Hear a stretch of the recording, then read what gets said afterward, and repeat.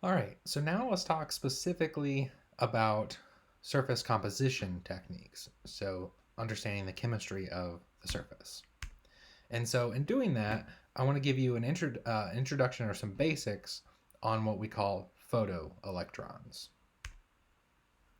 All right, so EDS, we've talked about this technique multiple times, is not what we would in this discussion what we would determine as surface sensitive, because if we look at EDS is looking at those characteristic X-rays. So basically, characteristic X-rays can be emitted from our entire interaction volume here.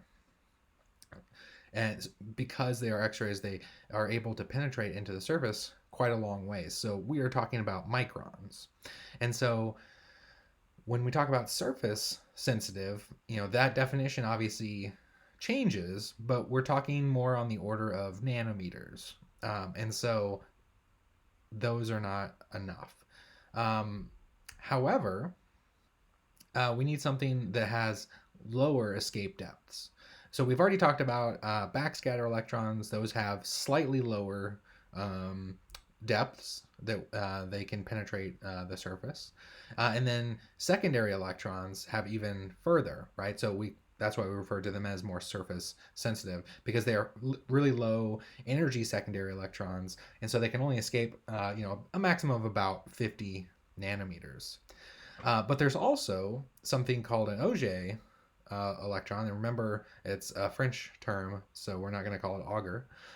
So it's Auger electrons, and those are even more surface sensitive. They're even lower energy, and they can only escape from about one nanometer. Again, these are estimates.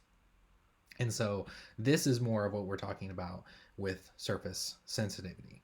So those are the ones that we're going to start to look at, are what we term photoelectrons and Auger electrons, because they can only escape from about 10 nanometers or less in most of our solid specimens. Here it's not showing the photo electrons. But again, they have lower energies. Those energies are from about 2 to 2,000 electron volts. And we've talked about these, both of these actually, in the past when we talked about EDS and SEM. But both photoelectrons and Auger electrons are characteristic of those electronic positions and transitions that we had inside when we generated characteristic X-rays.